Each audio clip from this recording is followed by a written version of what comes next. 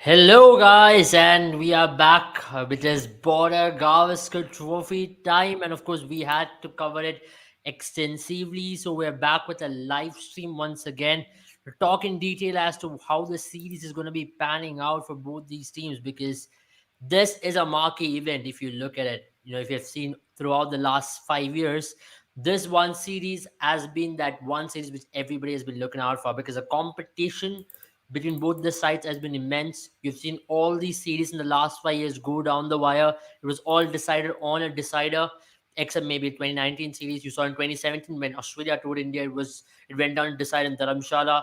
When India toured Australia in 2021, it had to be Gaba Test match which India won.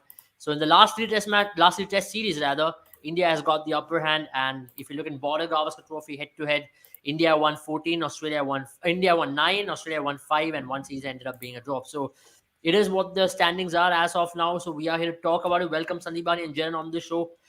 How do you guys feel? Especially it's a Border Gavaskar Trophy preview, and it's a day 1 day prior. It's T-1 prior to Border Gavaskar Trophy. It's of course like a World Cup. We are here all excited about it, isn't it? Oh, yeah, I mean, absolutely. It's India who's playing Australia. Two of the best, you would say, two of the best test teams out there right now, currently. I think at this point in time, India and Australia are at the top of test supremacy. I think England obviously is making a comeback with the baseball, the whole baseball method of playing. But if you really look at it and by looking at the quality and the skill, you would still say that India and Australia are the pinnacle and then maybe closely followed by England. So that's where this has always been a pinnacle of Test cricket because wherever either it be in Australia or it be in India, two teams have really contested it hard. And if not paramount, if not close to Ashes, probably even better than Ashes. That's how it's been in the past three series. India obviously going to Australia, winning it back to back. India has been dominating Australia for quite some time, but you would also have to say that Australia was going through a tough period when it came to the cricket in that particular time point in time. The first time when India won, Steve Smith, David Warner, Cameron Bancroft had just been suspended. Then the last time they went, they had just returned, were a bit rusty, but now this Australian team is really back where they were. In terms of Test cricket, at least, their batting as well has become really solid. Their bowling has never been an issue with Pat Cummins, Josh Hazelwood, and Mitchell Stark. Even the Josh Hazelwood won't be playing in this match. Also, with the inclusion of Camden Green, who's given them a lot of balance against someone who's missing out, Mm. you would have to say that Australia's become a lot better in Test cricket than when India faced them last time, and that's Yeah. why there's so much build up about this series, even more than probably some of the white ball series that India's played recently. Oh, of course, white ball series are inconsequential here. There's a WTC final spot which is at stake. So if you talk about it virtually, this is a semi-final kind of a series contest where India will have to win it by a certain margin as well in order to qualify directly into WTC, or else you'll have to rely on the results of other teams. But Sandeep, let's talk about something, right? When you talk about the history of Border Gavaskar Trophy, it has always been quite an elite series, which you would say, between two elite oppositions. But now if you have to pick one Border Gavaskar Trophy series at home, which one would you choose? I think the 4-0 drubbing that we gave Australia right after we were given a 4-0 defeat at their turf. I think it was back in 2015, 2016 13, series. Yeah, 13, 13. 2013. Yeah. Yeah, So I think that I would rate very highly because India were batting really well. There was Murli Vijay, and India have always batted really. The openers have really put on a show in Indian conditions, and the Australian team was not really that strong. But given the yeah, current Australian team, and like Jedin mentioned, they have been dominating the Test cricket in the last 1.5 years, and the result just goes to show it. I mean, for Australia to qualify, they don't even have to win any of the games. Even if India wins all four of the games in the Border Gavaskar Trophy, Australia are still in with a chance of qualifying to the World Test Championship finals. So I think yeah. I Australia mean, yeah. will have it easy, especially because of the performances they have put in the last 1 year or so. And I think it is going to be an uphill task for India to get one over Australia. It is not going to be easy. I know a lot of people are complaining about the pitches, but it plays both ways. Even Australia has Nathan Lyon and another spinner as well. I think Swepson will Mm. get to play tomorrow, and also Marnus Labuschagne and Steven Smith, they can also come in and chime in. We all saw what Joe Root did in India, picked up 4-5 wickets. So they also have the spinners. So I think there is no need to complain about the pitch. Both the teams will get their fair share of trouble, and I think the better team will win. And I think India will be missing Rishabh Pant and Shreyas Iyer Yeah, in that I middle think order. that's something which I was going to talk as well. Rishabh Pant, of course, is a massive miss. If you look at the last two Border Gavaskar trophies, he was the difference between two sides, and that's going to be a massive miss, especially when you're talking about one batter who can take the game away on any given session against a player like Nathan Lyon or even against any spinner, because that is going to be India's massive test, right? To dominate spinners, especially someone like Nathan Lyon, who Rishabh Pant has dominated beautifully. Even Patrick Cummins, his record against Patrick Cummins is exemplary if you look in the last 4 to 5 years in Test cricket, especially. And Rishabh Pant's record against Australia, we don't have to talk about it. He just loves the opposition. Whenever he plays against an Australian spinner or an Australian bowler, he just gets the best out of him, rather. Uh, yeah, I mean, let's talk about the major talking point which has been all around the news in the last 24 hours or so. It is the Nagpur pitch. If you guys remember, way back in 2004, when Australia actually had won that series in India. That was the first ever time Australia had won a series in India. It was in Nagpur where the test matches had begun, test series had begun, and it was a green top which was provided to Australia, where Australia rolled over India, and from there on they went to Bangalore, picked up that series, and in Mumbai as well. I think Michael Clark picked up 5 wickets in that particular match. Though India won the Mumbai Test match, where India defended 104 in the last innings, but on the Yeah. two occasions where Australia were really able to dominate was with the fast bowlers really able to come into the contest in Nagpur and Bangalore in that series. Similarly speaking, this pitch is again making a lot of rounds, and there's a new stadium, of course, in Jamta in Nagpur. How do you see this playing out, Jaren? Because we've seen this with teams touring in the last what 1 year, last couple of years at least. Especially we saw with England as well, where they're not really happy with the conditions what we provide to them, and we don't complain when we go overseas. We never take that as an excuse to say we played badly because of the pitches or because of green tops you've given us.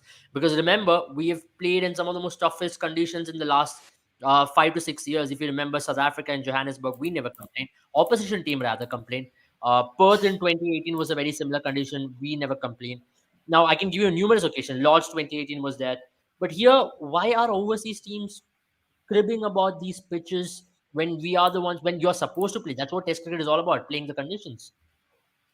Yeah, I think two things for me, Will. First of all, I really don't understand the hypocrisy of things where if a pitch is green top, and in fact if the pitch matches the ground or the outer ground in terms of the color, the green, and you can't differentiate between the pitch and the ground, people still call it a good test match pitch. But if it is a spinner friendly track, then people are very quick to call it a bad pitch, which I really don't understand. I mean, regardless of where you play, you have to, you can only prepare pitches based on the conditions. And I think in this case you have to also give I would still say that the teams haven't complained as much as the journalists.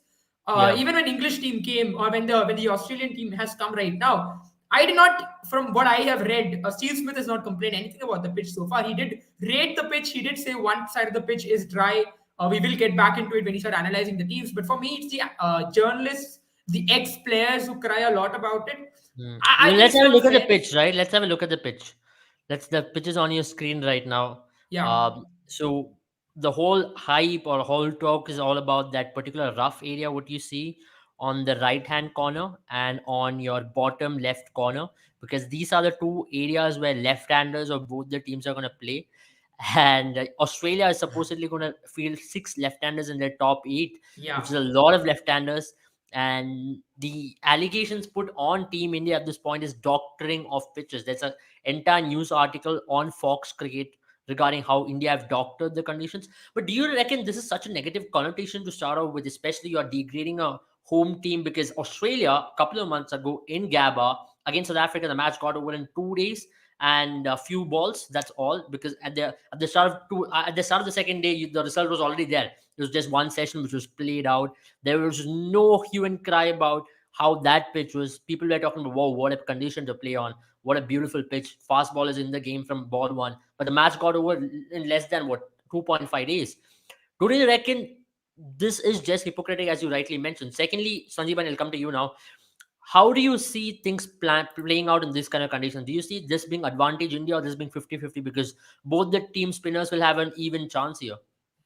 Yeah, I think, as I said, I think before the start of a game, you can't just give odds on favorite to the home team just because they have a pitch which will suit the spinners. Australia are practicing. I think they are practicing for, like, against the off spin off. Like, they're trying to. They got a 21-year-old first class Yeah, player, and from yeah, Baroda. who from Baroda, who exactly replicates Ashwin's actions just to get the Yeah, hang of it. Six left-handers in the top eight. Is something that Australia are going forward with, even though that they know that Ashwin is the potent threat from this Indian bowling lineup. So I think, see, champions don't complain, and 50, it's always 50-50 at the start of a game. I mean, the toss hasn't yet been played out. So how can you say that it's advantage India if Australia goes on to win the toss and bats first? And it is going to be very difficult to chase in this pitch, especially in that fourth innings. So, and with the quality of spin that Australia has, I mean, Nathan Lyon is right up there with Ashwin when it comes to one of the best spinners in the world right now in white ball cricket. Uh, I mean, in red ball cricket. So I mean, it is never advantage to one side just because of the pitch conditions. Yeah, these are home series, and yeah, like you mentioned, uh, 2018 Lords and so many others. The recent example which you gave, Gaba, in South Africa versus Australia, nobody complained because nobody was expecting, like, Australia were not expecting a tough fight from India.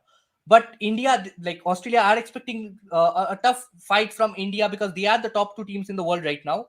And I mean, it's better. I mean, they are already giving excuses for their defeat. So yeah. even if they go on to lose, so I think that Yeah, is that's what very we're gonna say. unsportsmanlike. Ball turned. It was poor doctoring of pictures, and that's why Yeah. I think there's a very And good comment. I totally agree with Jaden over there, that it's not the players. Players don't complain. You won't see Yeah, Steven Smith go out there and complain that we are not provided pitches for us to, that would you know favor one us. thing, It's the Sandeep, I think it's more journalists. like the perception, right? When a subcontinent batsman, when he travels in saner countries and if he doesn't excel against swing and pace, we criticize him. Here, Yeah. they criticize the opposition team. That's the whole difference in the community, right? Yeah, they say providing pitches which turns a lot is against the spirit of the game, and the spirit of the game merchants are just a bunch of shit. Is what is bunch of shit is my opinion, because they really do not understand what spirit of the game exactly is. We play with the rules of the game, not the spirit of the game, because they are the same people who come and say run out of the non-strikers end is an unlawful way to get a batter dismissed. So these are the kind of opinions they bring up time and time again, and these are something which you don't need to really ponder upon as well. I think that's a very good comment. I have read this as well. This was from the book of R. Sridhar, the former Indian fielding coach, where Ravi Shastri, one of the I think it was the Johannesburg. Oh no, it was. I think it was one of those pitches where India traveled. I don't remember where Yeah, exactly it yeah. I was. think it was in South Africa. It was in South Africa, and he told in the dressing room, pitches out of the equation, players on the moon will pick up 20 wickets, and that no, that's a very goated quote if you look in the hindsight of things, right, Jaren? Because Ravi Shastri was someone who made it a point. Like, if you are playing us at home, you're not going to defeat us, and if you're going to travel away, we're going to compete. Even if we might lose, we're not going to complain. We'll be the last one to complain, and you will complain first. And it's exactly what happened in 2018 Johannesburg, where South Africa was ready to quit the match and walk away, and India went on to win that test match later on. So, how do you see that mentality which needs to be imbibed? Because Indian commentators as well, they don't go out there criticizing regarding pitch and other conditions. And now after this, let's get into the major discussion, which is a series, which is what we should discuss about rather. For me, I think credit to Australian players. They did. I think they had a camp in Karnataka, if I'm not wrong, In Bangalore, where in Bangalore, yes. in Bangalore in Karnataka, where they scruffed up the pitch. They had Mahesh Pithiya from Saurashtra, I think he's from, where he was impersonating Ashwin, tried to get some angles right. They have Todd Murphy as well, I think, in the squad. So they've had the off spinners ball a lot more. So I think you have to say that the Australian team is prepared. A little disappointed though that they did not play a practice match. I still feel that if you had played against an Indian Ranji team or a India A side, maybe if the players who have actually done well in the domestic circuit for India, if you had played against them at least a 4-day match, you would have had a better idea because no matter So, how good. Jen, I'll just interrupt you there. Their argument was basically that when you play against an India A side, they give you green tops, which is so unlikely that we face that in a real game. And that's exactly what happened. I remember 2017 when they toured, it was a game in CCI where Shreyas Iyer scored a double hundred there, and it was a green top which was provided to them. Yeah, I mean, I can understand that, that did happen, yes. But you know what? I would still say that, it's not just the pitch conditions, right? It's also just about them playing a match there. I mean, it's not like they could have arrived a little earlier. I still feel maybe a 4-day match isn't something completely out of context. This camp is great. I love the settings that they have done. I loved the practice that they've put into. And I've seen, I mean, from the footages that we're getting and from what we have come to know, Australia is thoroughly prepared. And there's a reason why you don't see any of these Australian players complain. I think they're up and ready for a battle, which it's going to be because it's Border Gavaskar Trophy. But for And me, I I think think it's you should more, be. I think you should be. yeah, When India are going to uh, Australia, they are ready to face the music. They yeah, are ready to face four pacers correct, coming at them all day long. So I think Australia are expecting the same thing to face Ashwin, yeah. Jadeja, Akshar Patel, Kuldeep Yadav all day long. So they'll have to Yeah, prepare for for me, that. Sandipani, what I've seen is this great deal of respect amongst the two sides for each other, and that's the reason why I really do not see any of the Australian players come up and say anything about the pitch. They of course don't want to really I mean give that advantage to India as well. So in that sense, they are prepared. I just feel the hue and cry comes from the journalists, ex Australian players who I really don't know why and where it is coming from because the pitches haven't changed really.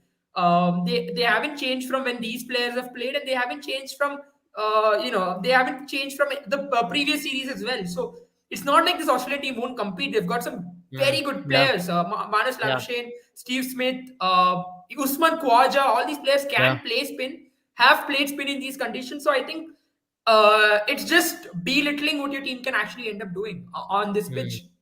Yeah, yeah. I mean, it makes a lot of sense because you really want to show your character. Your If you want to be a number one team, and if you want to play in a WTC final, you'll have to dominate in all conditions. Which I think Australia are a very good team, and they've won a series in Pakistan, which you have to give credit to them for that because it wasn't easy to go out there, beat the heat. I know the pitches were extremely poor in terms of providing flat surfaces, which Pakistan did not want result-oriented kind of pitches. They wanted to just play out draws throughout the course of the 5 innings.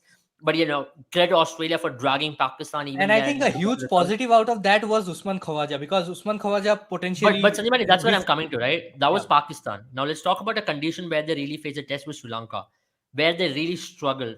The Talk about that gold second test match where I forgot. I think it was I'm forgetting. I think it was Jay Surya. That was the spinner's name. yeah He Jayasuriya. absolutely troubled them left right. He picked up 6 wickets on his debut, and then Australia did not have a lot of answers. Similarly, against quality left arm spinner like Akshar Patel, I think Akshar Patel will be a sure starter in tomorrow's match because Akshar Patel's record in India is just mind blowing. I don't think a lot of spinners across the world have such record in such a short span of time. And he's going to really trouble batters if it's going to turn at all. And if it turns one ball, right, Akshar Patel is the most lethal spinner on any surfaces because his straight one is very tough to play as well. But talking about which, considering Australia's struggle versus genuine spin, we've seen a couple of occasions where they've been possessed, where they've been put up against spin, they've really struggled as well. How do you think Australia can really counter the challenge? Of course, Steve Smith's record is impeccable. Manas Labuskagne has really not been tested in spinning conditions. He's been tested in Australian conditions, English conditions. He's still to play a test match in India. And even in Pakistan, he did not really have a very good tour. And even in Sri Lanka But as he well. did score. No, but he did. I think Labuschagne did score a century in the game that Australia lost. I mean, they lost by an innings and something. But I think Oh, Steve yeah, yeah, he Smith did. He and did. He's correct. Marnus Labuschagne scored a century in the first innings. So I think yeah, when you talk about experience in terms of subcontinent conditions, Marnus Labuschagne is one player who lacks it, and probably Usman Khawaja, Steven Smith, players like them are way more versed in playing in this sort of conditions. But I think tomorrow Australia is going to approach if they get to bat first. I think Australia is going to approach the attacking approach, the very aggressive approach. They are going to send in Cameron Green, Travis Head. If I don't no, I think mean Cameron Travis Head Green is won't play. playing tomorrow because I think his fingers yet to recover, and that's one of the reasons for Matt Yeah. Renshaw could get a go Matt ahead. Renshaw, I mean, the whoever plays at number five, number six, I mean, they are going to go after the bowling. Steven Smith, Marnus Labuschagne, they are going to play a certain. I mean, I think the only player in that setup who is going to play his natural game is Steven Smith and probably Marnus Labuschagne because we know if Marnus gets set on any pitch, he is one of the best batters in the world right now. Hmm. So I think Undoubtedly. those two are going to play their natural game. Other than Hmm. that, I think David Warner is going to come out hungry for runs and he's going to try to take the attack on the bowlers right from the get go because Makes sense. David Warner hasn't had the best of records in test matches in India. Hmm. So he'll look to better those records. And I think the only way to do that is by going out there and trying to take the attack on the bowlers and not be in that defensive mindset for any team, even for India. I don't want Pujara to go out there and play a 50 ball 3 run 4 run knock at the start. That I just mean, yeah, I think gets that's we gets did your have a mental longer block. discussion on this, right? How even Test cricket is going towards a certain template where you'll have to play attacking cricket in order to even survive. Now they say attack is the best mode of defense in Test cricket, and that's just because modern day game has really evolved in a way that survival just cannot really get you going. That does not benefit your team in any way in any format. So then coming to you, let's talk about the comments. We already have a question on that. Who's going to bat number five? It's the most. Before that, I'll just take a question. Colonial Mind said yes, we can say so. She says pump for the cricket game after so long. The hype is real. I'm from Nagpur. I'm hearing it's a sellout on day one. Oh, that's great. I also heard that it's a 45,000 people are going to be attending tomorrow's game, which is not a usual sight for Test cricket in India. So this particular series carries a lot of weightage as well. Now talking about that, Shreyas Iyer is a huge miss in Test cricket. Though I have a lot of I still have my reservations regarding his technique, especially against short pitch bowling. But talking about his spin playing ability, he is possibly one of the best out there. Considering that, Jaren, who would you have? A Surya Kumar Yadav, a Shubman Gill who's in red hot form, or KL Rahul at number five? For me, well, I mean, it's going to be a tough choice. I know it's not even going to be the decision that Indian team makes, and maybe it's the right way to go as well because KL Rahul. I mean, interesting fact about KL Rahul. I was just going over some of his stats, and so apparently, I mean, there have been only I think two players, Asian openers who have scored hundreds in South Africa, Australia, and England. And they're Saeed Anwar and KL Rahul. So he's a very good test player. I know he's not had a very good time in test cricket, in cricket in general.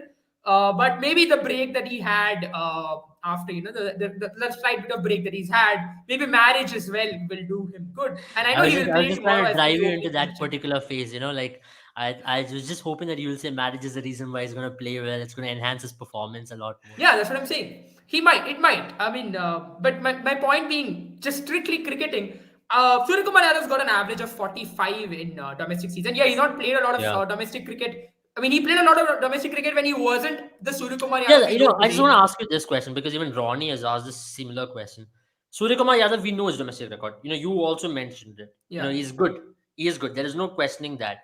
But is he good enough on a test debut against a quality bowling attack to really rely upon him as a number five batter? Whereas you have a Shubman Gill because I don't think KL Rahul is going to be replaced at all.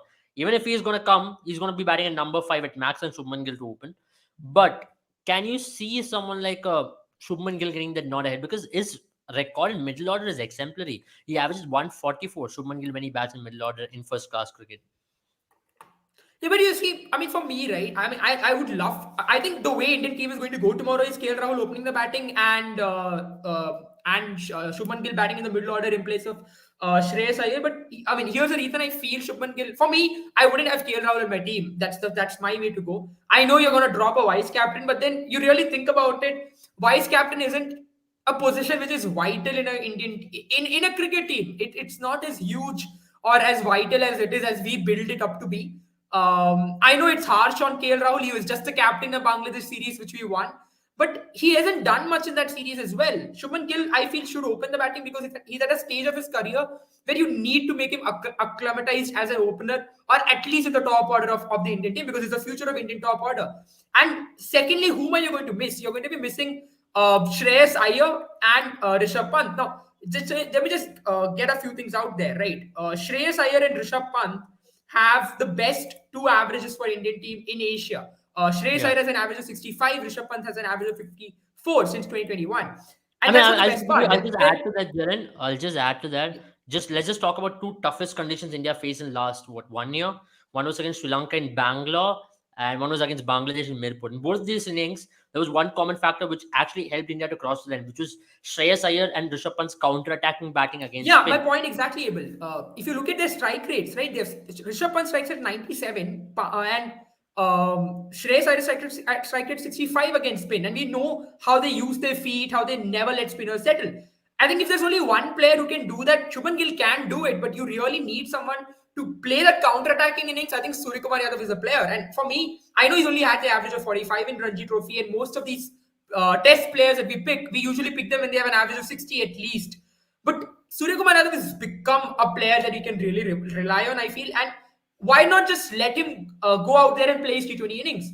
It's okay if he Yeah. plays Yeah. 30 or 15. How do you Counter-attack the see Australian him? How spinners. do you see him opening his Test career with a six over maybe square leg or over I a won't be fine leg? surprised if he opens With that his white, innings able with a reverse sweep of Nathan Lyon falling all over the place, because that's who he is. And I've seen this thing with Nathan Lyon as well. Once you go after Nathan Lyon, he never really seems to have a backup option. He'll keep balling those deliveries which he loves balling, which is outside off stump or towards the middle and leg. He won't try anything different, and the fact that he doesn't have variations like Ashwin does, makes it much more of an hey, this easier is the target most to go important after him. question here, Jaren. I think you should take this up. Will Jetalal be able to? Yeah, I Yeah, mean, what do you I think think for about me, Jetalal's white ball game is exceptional. I mean, what's he, 54 runs in 6 balls? That's his record. But test matches, we still need to see, because in GPL, there's not much red ball cricket that is being played. That's my opinion on Jetalal. If you guys have anything more to add. that? Okay, go ahead, go ahead. Yeah, so for me, I think Suryakumar Yadav is the bet here, because here there are two things I feel. One, most likely tomorrow you're going to have Todd Murphy play instead of Yeah, Ashley Agar. And yeah, also because of the amount of left-handers that are ending up. Even if Ashley Agar does end up playing, it's not going to be much of an issue. But if Todd Murphy and Nathan Lyon play, then your best bet is to have someone like a Suryakumar Yadav sweep them, or go after them. And we saw how Suryakumar Yadav can handle good turning pitches. I know it's white ball, but that white ball was turning exceptionally when India played those T20 matches yeah. in Lucknow. So you realize, I think Suryakumar Yadav has the game. It's just about making him, giving him the full freedom, and which I think, because Indian team gave Pant a similar freedom, I think Suryakumar Yadav will get the same freedom as well. Yeah. Now I'll come to you because we'll just take this question from Devjit as well as to who should be India's three spinners. And you're spot on there. It should be Akshar, Jadeja, Ashwin without any doubt, because that gives India a lot more balance. You'll have batting till number 9 in that case. And also with Akshar, he's a non-droppable asset. And Jadeja already proved his match fitness by picking up that 6 wickets against Tamil Nadu. And he looked extremely good. Looked extremely dangerous as well. If the ball turns him a slight bit, Akshar and Jadeja can run through oppositions in India. That's why they become even more lethal than Ashwin. Ashwin still sets up a batter. Ashwin is still a process-like bowler. He'll apply a lot more pressure, but the fact is that Jadeja and Akshar can be extremely lethal. They can run through batting lineups, and we've seen it over the years how good they can be. Now, England 2021 was a clear example of what Akshar Patel can do. And also, with all, if you remember, even in Bangladesh, when the ball gets softer, even a tad bit, what happens is a bowler like Akshar, whose pace on the ball, who actually uses the variations a lot more, who's much more accurate, gets that extra bit of edge or a nip off the surface compared to any other spinner. We saw even Ashwin struggle in Bangladesh a lot more because once the ball got softer, he was not able to get that zip off the surface, which Akshar was able to do. That's why Akshar was able to pick up wickets in consistent intervals. And knowing the fact that XD balls are getting softer at a much more earlier stage, I think it should be a no-brainer to go with Akshar. There's also a school of thought who thinks Kuldeep Yadav should play. There's no doubt about that. There is no denying the fact that Kuldeep Yadav, last time around he played against Australia, he picked up a 5 in Sydney, and his debut test match against his very opposition, he picked up a 4 in Dharamshala, and he has troubled them. But I think on a flat surface, it should be a Kuldeep Yadav. On a surface which 8 spin, it should be Akshar Patel. What do you think, gentlemen, on that? No, I think for tomorrow, I think I would slightly differ from you. I think Kuldeep Yadav deserves that Kolkata is place speaking, in I the think. playing 11. Yeah, no, Kuldeep Yadav is now Delhi Capitals, But but I agree with you. still, I have my reasons, but yeah, I you go ahead. Go ahead. I think for me the major reason is 6 of top 8 Australian batters are going to be left-handers. So instead of playing both Jadeja and Akshar Patel, who are going to come into the left-handers, I think you can go ahead with China. I mean, left-arm leg spinner. Right arm off spinner and left arm off spinner. So I think you'll have all these varieties. And with Jadeja and Akshar Patel, I think both are going to provide similar sort of abilities with the bat. I mean, Akshar Patel has grown massively in the last year or so, and Jadeja has always been great with the bat, especially in the last 3-4 years that he played. So I think Jadeja at number 7, Ashwin at number 8 gives India enough depth in the batting so that Mm-hmm. they can go ahead with giving Shami and Kuldeep Yadav. I mean, Shami and Kuldeep Yadav at 9 and 10 are no joke with the bat. And I think Kuldeep Yadav with the ball is going to be that X factor player tomorrow if he gets to play. And I hope that Kuldeep Yadav gets to play ahead of Akshar Patel, because I mean, he has done everything that is in his hands to get picked. And I mean, if he is not picked, then I don't know how, or Yeah, like I mean, what a I'll player just has to do add to I mean, get I here. mean, I picked. agree to that. Similar with Even Sarfaraz Khan. Abel, if I Abhijit may, has a I'll just very add similar to what thought as Sandipani well. said. When Steve Smith was asked about the pitch, he said that one end of the pitch, I mean, as we saw the pitch as well, it's going to, the ball turning into a left-hander is going to be much more lethal. And here's the thing, right? Against left-handers, Kuldeep Yadav has an average of 19.38, and Akshar has an average of 23 or something like that, which is not that much. But for me, I feel Kuldeep Yadav, Akshar Patel, Ashwin are three different kind of bowlers. You can still put Akshar and Jadeja into one category, which is flatter left arm spin. And I think if Jadeja is fully fit, then you really don't need Akshar as well, because as Sandipani rightly mentioned, there is enough batting depth now with Jadeja in as well, because he's I think he's the third highest average after Shreyas and what do you say, Rishabh Pant in India. Fun. Yeah. So it means he's not a bad bat at all. He's probably a third best batter. He's done better than Virat Kohli since 2021 in terms of average in Yeah. India. So he's a good player as well. And I think now that Jadeja is in the team, maybe Kuldeep can be that player, because both, I mean, Australians have faced Ashwin and Jadeja on a regular basis in India. They know what is coming at them. But Kuldeep Yadav can be a threat against right-hander, left-handers, right-handers and left-handers equally, especially with the googly, when you put his googly in as well. And now that he's bowling a little bit more flatter, a little bit more quicker through the air, it's not going to be at all easy if the pitch starts turning and a rough starts forming outside the left-handers Now, stump. there's another thought who's asked, can India play four spinners tomorrow?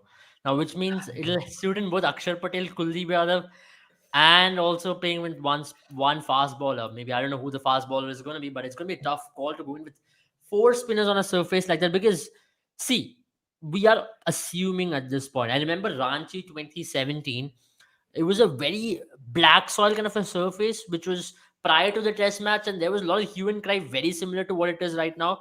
Like, oh my god, how can they give a pitch like that? But it turned out to be a draw. They scored 400. They scored 450. India scored 580, where Pujara played 500 balls for 200. Saha scored 100. Maxwell scored 100, and it was played out as a draw because now the ballers were unable to penetrate completely. I remember Steve O'Keefe balled close to 200 overs, and he felt extremely exhausted. And he was like, "Please stop batting Pujara." This was what happened in Ranchi 2017, and because the pitch looked literally different before the start of the play, and the pitch played out very differently as well. Considering it's red soil, I don't expect that to happen, but still, I would still want a fast ball. And on red soil surfaces, initially, you never know. If Shami and Siraj picks up 3 to 4 wickets on that first session tomorrow, or whenever they come to ball, that's going to really break the bone, because Australia will be mentally ready for spinners, and what's going to happen is Indian pacers running all around, because that's what's happened with a lot of overseas teams coming to India in the recent past. It is not just the spinners. You just look at the average of bowlers like Bumrah. Bumrah averages 20 in India. Shami averages 17 in India since 2021. Then Mohammad Siraj averages close to 18, 19. So these are extreme good averages as you talk about playing in dust balls, spinner friendly surfaces. These ballers make inroads straight up in the first session, and that's what's the difference between the two sides as well. What do you think, gentlemen? Especially, I want to know, because Shami has not trained for the last couple of days. We do not know what's the reason behind that. If Shami is not playing, Umesh Yadav, of course, and Siraj is a definite starter, isn't it?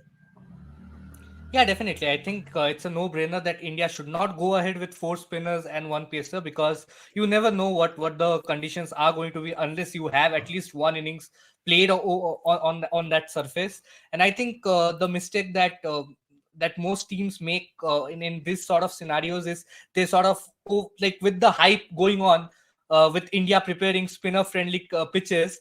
you tend to overestimate the conditions sometimes, and you tend to go ahead all out and play those 3 or 4 spinners and later repent. And I think the Pacers, especially Shami and Siraj, in the last 1.5 years, or even prior to that, have been exceptional in India. And not just that, whichever Pacers plays, you said Bumrah has an average of 20, and I'm sure even Umesh Yadav will have an average of close to 20 in India, especially.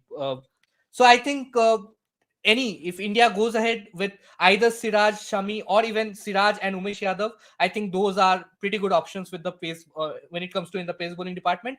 And you can have three spinners, three different spinners: Jadeja, Ashwin, and Kuldeep Yadav, and I think all the bases are covered. And I really think tomorrow Jadeja is going to get Steve Smith out if Australia goes on to bat first. Very interesting. The big thing is whether India can play like England. I don't think India should play like England.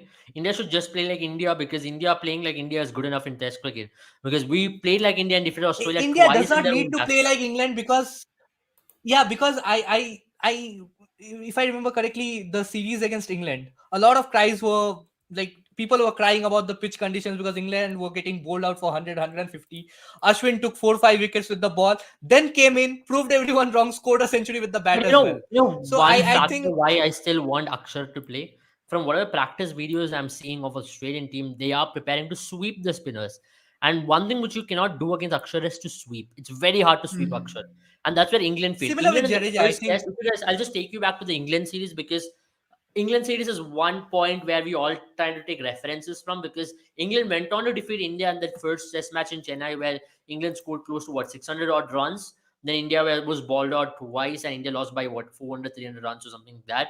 But in that particular match, what English batters did against Shahbaz Nadeem, I think Shahbaz Nadeem was the one who got nod ahead. Shahbaz Nadeem, they were sweeping him a lot. They were sweeping Ashwin, Shahbaz Nadeem, and Jadeja, because they felt they were much more comfortable sweeping against their pace. But with Akshar, what they couldn't do from the second test on was that his pace in the air was that good that it was very tough to sweep against him. They used to get beaten before they used to sweep. That ball used to take a top edge, get them out LBW. So they were their indecisiveness is what costed them that series, and especially in a condition like India, where you come with a pre-planned setup as to, okay, we're going to sweep these ballers out. That's certainly not going to work out. And that's why I think Akshar, for me, should be a short starter, because he will trouble Steve Smith and Manas Labuschagne. Because Manas Labuschagne, you still have to give it to the fact that there will be 2 to 3 right-handers who are their primary batters. I understand Kuldeep Yadav is a very good one. Kuldeep Yadav will trouble a David Warner. Kuldeep Yadav will trouble a Renshaw for sure. Kuldeep Yadav will trouble a lot of these batters, because we've seen that with him in his debut test match, where he came and made a complete difference. But does Kuldeep Yadav have the rough outside the leg stump to really take it in, take it off? I know he has got a very good googly, but is it going to be more lethal like Akshar Patel? Because Akshar Patel can still be very quick in the air, and you can't line up against Akshar Patel like you do against a Kuldeep Yadav. So that's my only But then opinion. again, I think it will be a bit predictable when if you play both Akshar Patel and Ravindra Jadeja. At least the Australians, they'll probably not get to sweep that often, Yeah. but they'll be facing similar sort of deliveries, because even if you compare the pace of Jadeja and Akshar Patel, they're quite similar. Probably Akshar Patel is 5 or 10 Ks No, that's something which faster I than like to Akshar. differ over here, Sandeep. Because with Jadeja, you get something like a bowler who's slightly shorter in height. With Akshar Patel, he's lanky, tall. The bounce he generates from a round arm is action. That is very tough to play, because the angle at which he balls, you feel like the ball is going to come in. It might just deviate slightly. That's going to put a lot of confusion. Then you play for the turn, and then Akshar Patel is all over your mind. Akshar Patel is not the most genuinely skilled bowler when it comes to turning the ball. Akshar Patel is a bowler who plays with your mind a lot more. You lose to Akshar Patel on a mind game more And than I think you so is truly lose to Jadeja. Akshar Patel. I think so is Jadeja. I think I Jadeja's agree to that. I potential, agree to like the that. most potent threat with Jadeja's delivery, is the slider that goes on with the line. I mean, Yeah. Yeah, he yeah. does not That's spin why I the was just ball saying that that much as well. two spinners who can run through a side is Akshar and Jadeja. Yeah, Jaren, I think you're on mute. Yeah, I mean, here's my point, right? So when you look at, I mean, you're right about Akshar Patel. What he does is really well is his length is not full enough to sweep, but it is not, short enough to go on the back foot and cut, and that's where a pull, and that's where Akshar Patel is. He still is sometimes, becomes guilty of throwing. I mean, once in a while throwing that odd shot to one end, but he'll make sure that length is somewhere in the middle. Not easy to play him out. But if tomorrow Australia does bat first, then you need someone who can get a wicket regardless of whether the pitch is turning or not. And that's where I think Kuldeep Yadav is a little bit more skilled, because we saw it in the Bangladesh test, right, where both the teams played very well. The difference between the two teams was Kuldeep Yadav, who was able to make mix up his deliveries, able to ball in a way that even on a track which wasn't really turning square, Kuldeep Yadav was a threat. Now with Yeah. Akshar Patel, Jadeja, and Ashwin, I still feel you've got three players who can work, a batter over time. Even if you take Akshar Patel and Jadeja, as you rightly mentioned, there are times when they run through a batting lineup, but those are not those are not very common. Most often than not, teams end up taking Jadeja or Akshar very lightly compared to Ashwin, or they try and go after these ballers when Ashwin builds up that pressure. But with Kuldeep Yadav, he's got that ability to produce a match delivery on a flat track. And that's where I really think, looking at the first innings, if India does end up not batting first, you need a Kuldeep Yadav to control, if not devastate, Australia's batting order in the first innings. Yeah, So I think he that's the could reason be a why I would go with defensive him. option. Use what you're saying in Yeah. case we lose a toss tomorrow, and that's where we'll come to this factor, right? How crucial is going to be toss throughout the series, because we've seen in, I'll tell you, 2013, as Sandeepani mentioned, one of his favorite Border Gavaskar trophies at home. Australia batted first on all occasions, but Australia went on to lose the series 4-0 as well. I think it all started off with that Dhoni double hundred in Chennai, where it really put them on the back foot. They had India on the mat for a brief period, but then Dhoni's counter-attacking knock really took it away from Australia on that particular test match. But from there on, it was just Australia which did not turn up. I remember they played with Ed Cowan, Michael Clark, Jadeja's debut. Jadeja very announced himself to test cricket was that particular series as well. Similarly speaking, will toss be a decisive factor in a test match, which is going to be so much pitch oriented, conditions oriented, like what we are expecting it to be this time around? Yeah, I think sorry, toss Mani, is definitely yeah. going to play a factor. Yeah, Yeah. yeah. Go ahead, Go go I ahead. ahead. mean, toss is definitely going to play a factor, but I don't know the sort of the importance that is it is going to have on the game, because if India goes on to bat first, I think it is advantage India definitely. But if Australia goes on to bat first, that is why I mean all the Australian journalists are complaining, because they feel that even if Australia goes on to bat first, they are not going to have a clear edge advantage over India, because in India just comes back in the second innings. Even if they lose 3-4 wickets early, you have players like Jadeja taking the game deep, batting with the tailenders, getting in that extra 50, 100 runs towards the with the tailenders, that actually goes on to be the decisive factor in the game. And I think toss is going to play a factor definitely. A team that is going to win the toss is definitely will definitely look to bat first and get the runs on the board in the first innings, and then pile some more in the third innings to have that the bowling attack get the better of the opposition in the fourth innings. But still, I don't think it is going to play a decisive role. I mean, if India goes on to win the toss, you can't say India is going to win the match, which we were quite certain. Like we could have certainly told this for quite a few games, T20 games that happened in the UAE towards the later half of last year, or in 2021. That is not going to happen tomorrow. Even if India goes on to bat first and scores a huge amount of runs, it is not over until and unless both the teams have batted once in that pitch. So I think the first innings is definitely going to hold the key. That's a very interesting point there, and I think I'll take Devjit's question as well here, because if I have to give a particular justification, I have none. But if I just were forced to give one, it could just be because they're looking to induct him for the next WTC cycle as a player who will be part of the transition. Because if you look at this particular team, this team will soon be under immense transition, because most of the main players are going to take a leave from Test cricket, and they will hang up their boots rather quickly than what you expect. So Sarfraz Khan will certainly be inducted into the next WTC championship cycle, which starts from July. So that's where you will be looking at someone like a Sarfraz Khan. That's my only explanation for to give at this point, because otherwise I think it's just injustice on him, because he's been exemplary in domestic cricket, and there is no two ways about it, because you can't just justify And especially his because you don't have non-inclusion. Shreyas Iyer, you don't have Rishabh Pant, you don't have a KL Rahul who used to bat in the middle order. You are going ahead Yeah, with but for Surya me, I Kumar Yadav mean, and this Ishan Kishan as your backup number 5 options, which is, this yeah, was go my ahead. perfect situation scenario for his debut. I mean, we spoke about how Suryakumar Yadav has an average of 45. This lad has an average of 79 in Ranji Trophy, and his strike rate is 70, which is much better than Surya Kumar Yadav. And he would play the exact role that Rishabh Pant played, and as a right-hander against the likes of Nathan Lyon, Todd Murphy, maybe you would have seen a series where Sarfaraz Khan would have announced himself. So it's just appalling, really, for me. I really hope that the reason that he's saying able is true, and I hope it's not what the media is saying about his fitness and yada yada yada. Because I think we need to look at cricket, and this is something that I want to take it up. Right, we saw that with Van Niekerk as well, South African captain for women's South African captain who was excluded. You have to look at each role and the kind of fitness that is required, right? She's a batter who's a leg spinner, who's a batting all rounder, who's a leg spinner, if I'm not wrong. Yeah. And you don't need a leg spinner to run 2 kilometers at a certain speed, No, because at adding to that as well, if a batter can score centuries and battle what yeah, and 300, 400 balls in a Ranji game, I yeah, think, and especially in a format like Test cricket, right?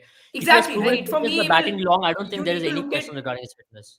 Yeah, for example, for me, you need to look at every role in a cricket team and look at the fitness that is required to play that role to perfection. You cannot have a blanket role on fitness because a fast bowler requires to be lanky or slightly, what do you say, the muscle mass ratio, whatever the technicalities are. You need a fast bowler and a batsman, their fitness requirements are different, right? You need a fast bowler to be able to throw in short bursts of speed or ball long spells depending on the role you want the fast bowler to play. Similarly with a batter. Now in this case, I feel Sarfaraz Khan's fitness, at least when it comes to red ball, is pretty much what he requires, because we've seen him play in these conditions long innings and at a very efficient rate as well. So for me, that's where I think I am all for this fitness regime, but you need to look at each role and look at the fitness requirements for that role, rather than having a blanket provision that everyone should have this level of fitness, because it doesn't work in any sport. Football, for instance, a defender's height and a striker's height need not be the same. Basketball as well, or any sport, right? However much of a contact sport it is, unless it's what do you say, a single player sport. In a team sport, there are different roles, and each role requires different levels of fitness. So I think that's where cricket needs to evolve beyond just what do you say, a blanket rule. So I think that's where I hope it's not fitness in case of Sarfaraz Khan, because he is fit for a red ball team, in my opinion, at least. I mean, yeah, in my opinion as well, he certainly gets to. He definitely deserves a nod ahead of a lot of players who were selected. That's why I was pretty shocked when someone like Ishan Kishan, who's been struggling in all formats, got a nod ahead in a format which is toughest to bat, in like a format like Test cricket, where your technique is going to be completely challenged. I do not know why selectors went about it. Did selectors think it could be a like for Rishabh Pant? Then I think selectors is possibly wrong. You could have rather gone with someone like a Sanju Samson instead, who still is a much better player in that kind of occasion. He's still a better keeper. He can still give you that counter-attacking knocks. I know he played red ball cricket after 3 long years for Kerala, but he did a very good job with them whenever he got that opportunity. Devan has asked, can Australia play Lance Morris? Because there are rumors that Australia could possibly play Lance Morris ahead of Boland, primarily because Boland's pace is definitely not going to trouble Indian batters in a surface like Nagpur. And the only way in which a Australian pacer could possibly trouble Indians is through genuine pace on a flat deck or on a turning pitch. And that's where Lance Morris's speed in the air could certainly put a lot of Indian batters in a question. And he's an unknown commodity as well. And given the fact that India struggles against these newbies, do you see Lance Morris getting that nod ahead in tomorrow's game? No, I don't think so. I don't think Australia are going to try. Yeah, probably if they want to have that element of surprise in their playing 11. Uh, Other than that, I think Australia more often than not they announce their playing 11 ahead of like one day prior to the actual game. Since they have not gone ahead and announced their playing 11 yet, there are chances that Lance Morris would get to play ahead of Scott Boland, but I still feel that Scott Boland is the better bowler out of the two, and he's experienced. He has proved himself in Australian I conditions. I personally totally agree. Scott Ball might get a nod ahead in somewhere like a Dharamshala, where the Yeah, pitch definitely, looks around. It's going definitely. to be That cold I for was coming pitches to there. that. I think Nagpur is definitely not going to not going to favor Scott Boland, and he's not going to trouble any of the Indian batters.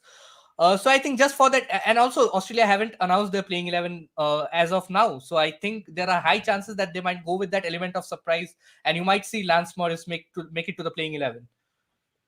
Makes sense. Jen, coming to you, because let's talk about the series in 2017, because it had a very similar build up. They were possibly the only test of India in last one decade. And if you look at India's home record, they've only lost two test matches in last 11 years, which include the last series loss against England, and also that one test match which they lost against Australia in Pune, on a ranked turner where Steve O'Keefe ran through you. But since then, India is like the most formidable side at home, and also away. We have proven that, but at home, to come to India and to win is a Herculean task. I don't think a lot of teams have achieved it. It took something special from Monty Panesar and Kevin Peterson and Graham Swan to defeat India in 2012, and from Glenn McGrath in 2004 as well, and also including Michael Clark into that list. But other than that, Gillespie as well. I other, think Gillespie had a yeah, great tour in 2004. yeah, other than that, I personally think it's very tough to defeat India in that particular period of time, and it's very tough to defeat India in general in Test match cricket. Rather, how do you see this series panning out, just from that perspective? How tough it is going to be for Australia? I think it's going to be interesting for me because I still feel you shouldn't, or anyone shouldn't, write Australia out, because this Australian team is much improved, even compared to the team that came in 2013, or the 2013 series, where I still felt this Australian team has batters who can, on their day really take the attack to Indian spinners, especially because from what I've seen in the past few years, right, with Australian players, I felt in India they've become a little too defensive. They have played the test match in their heads a lot more than on the pitch, whether it be against Indian spinners or Indian pacers. I think this time around, I really feel that Australia is a lot more geared up. You see that they are really into it.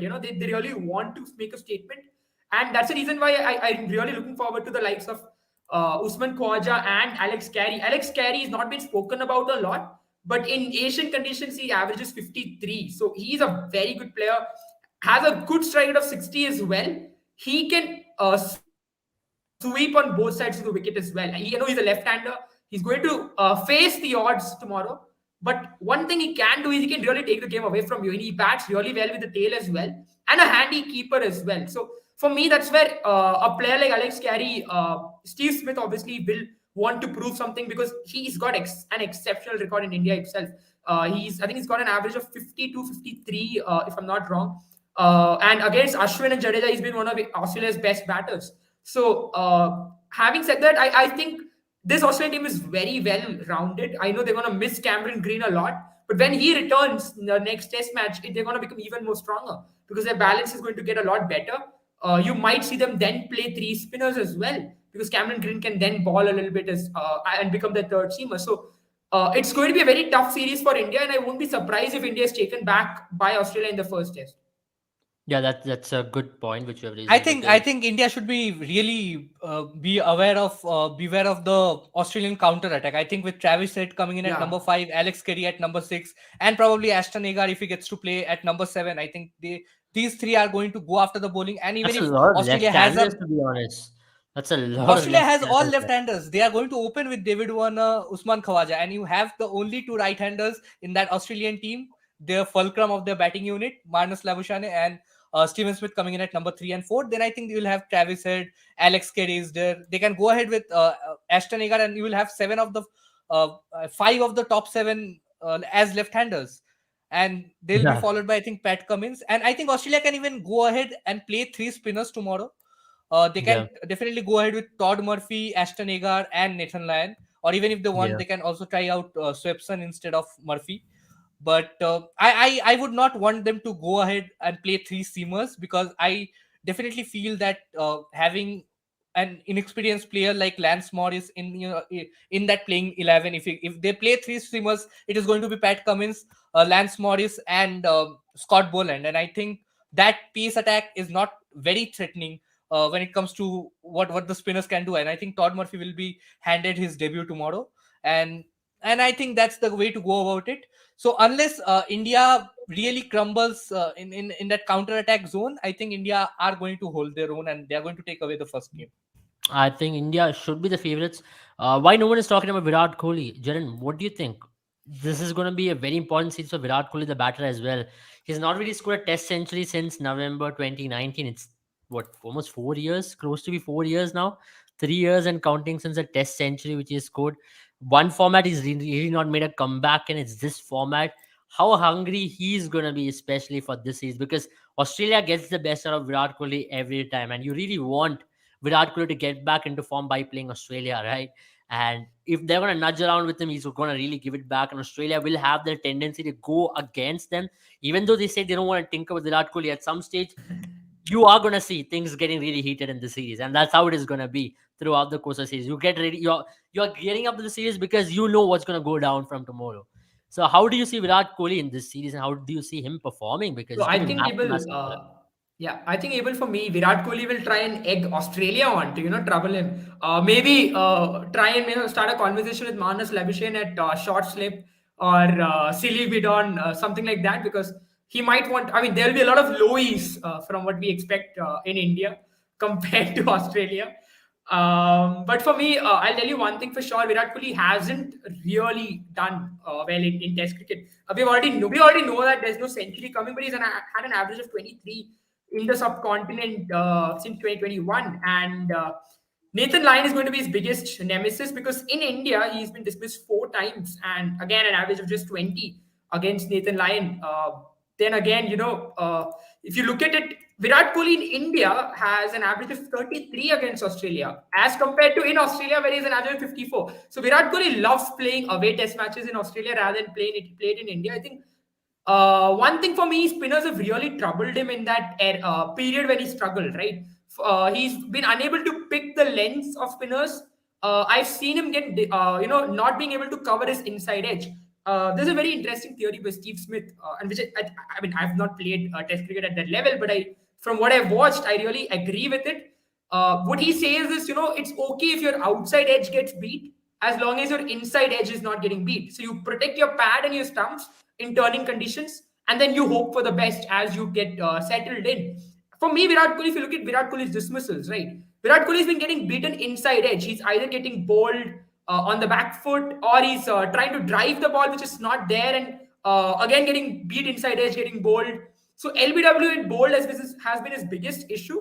So I still feel Kohli will be a little tentative early on, or else he might just try and get into Australia's skins. Try and And push which is very Australians to uncharacteristic go of after Kohli. When him. you talk about Kohli, he is one of the more sound technical players in the game. Yeah, And if he's getting troubled yeah. consistently with that inside edge, like Jerin mentioned, getting out, trying to play in the back foot to deliveries that you should have probably gone ahead and played a forward defense or a cover drive too.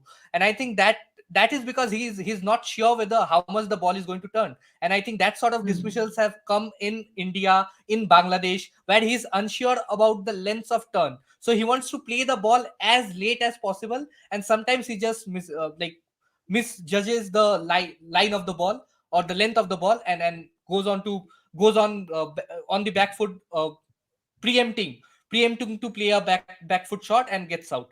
And I think it is a technical unsurety. And I think like Jerin mentioned, he's going to be very tentative early on. And if Virat Kohli goes on past the 30 run barrier, 20, if he goes on to cross that 30-run barrier, and if like Gaurav mentions, if Smith out karega Virat Kohli, if Smith has to dismiss Virat Kohli, then century number 28 is loading in Test. I mean, yeah, that is for sure. But having said that, because Virat Kohli's struggle against spin is quite familiar now around the world, and of course against left arm spin in particular, because he against off spin has still done well. I know Moeen Ali is one bowler who has really troubled him in the last few years. How do you see Ashton Agar given a nod ahead just for this particular reason? Yeah, I mean, it's the same reason you could go with Todd Murphy as well, because I was watching some of the footages of Todd Murphy. He kind of has the trajectory of Todd Murphy is similar to the likes of Moeen Ali.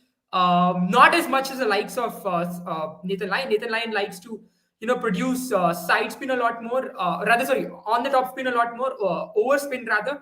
What Todd Murphy does is a little bit more loopy. He will make the ball turn, but more than the turn, it's the flight that he brings into. Obviously, the footages that I've seen are from the Sheffield Shield in Australia, where the pitches are not conducive to spin. But what he will do is he will trouble Virat Kohli with the length, right? The same thing that I spoke about. Virat Kohli has not been picking the length as much as the turn. We've seen him play front foot deliveries at the back foot, front foot and back foot deliveries on the front foot, trying to drive expansively or pull Yeah. where the ball is not required. And that's where I think Todd Murphy is a player that might trouble India, especially the fact that he's again Yeah. unknown quantity. So maybe he's the way to go. For me, Ashton Agar again a very what do you say? He's not a bad player at all, but I would still say he's not really lived up to his potential. He, especially since he's converted his game to a white ball player, I still he's sort of lost his touch and test. I wouldn't say completely, but he's Yeah. not the player that he was initially. When he had come to the stage where he was a little bit more of a red ball spinner and slightly a white ball spinner. Now he's more of a white ball spinner, according to me. So it's going to be interesting though, because Australia will also look at Ashton Agar as a player, as a lower order batsman compared to Todd Murphy. So it's going to be interesting whom they go. I mean, that I that is a mean, very I important think point as well. Todd Murphy is a no-brainer. I think with the amount of practice that he has had in the recent net sessions, I think Todd Murphy is going to make his debut, and I think they can still go ahead and play Ashton Agar because Cameron Green is not fit, so they need a batter at number 7. So Australia can either go ahead with Matt Renshaw at number 6, Alex Carey at number 7, but then they'll have just the two spinners in the form of Todd Murphy, Nathan Lyon, and the two pacers, Scott Boland or Lance Morris, whoever plays along with Pat Cummins. But I think the way that they should go about it is drop Matt Renshaw, because Renshaw, we saw in the, like, at least I was following the BBL. Matt Renshaw did not look good apart from one or two innings that he had for Brisbane hit. I think he was not in the best of forms. Yeah. Plus, Mm. Matt Renshaw has had his opportunities in subcontinent conditions in the past, hasn't provided great results. So Australia might just go ahead with Alex Carey at number 6 and Ashton Agar at number 7. And I think that is a You know, decent enough I also batsman. have a feeling why Todd Murphy might get a nod here is because I was just watching also with the bowling which he did against West Indies, the Prime Minister's 11 game, right? I just had a feeling that he could possibly make things happen on a dead surface. On a Yeah. turning surface, I do not know how effective it's going to be because there are players like, as I mentioned about Kuldeep Yadav as well, on surfaces which is not conducive to spin, these are the most dangerous bowlers. But on surfaces which are conducive to spin, they can be slightly wavered with the length. You still can play them out a lot better because you still feel like, okay, they're not going to trouble you a lot when it comes to that ball, snaking around a lot, spitting and going past an inside edge, outside edge, and as a left hand. But Todd Murphy, I think there's an edge about him. Maybe he's one for the future for Australia. Maybe to just put him into the deep waters right away.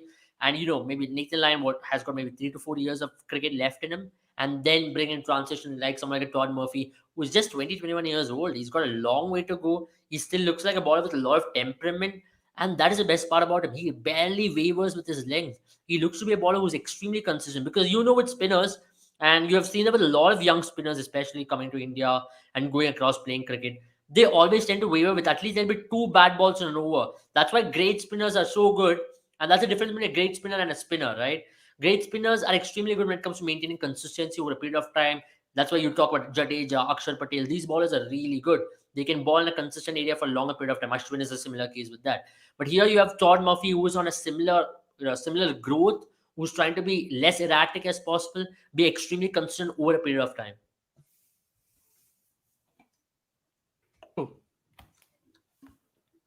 I mean, having said that, I think personally, now your series prediction before we end the show, I think we have to take it up.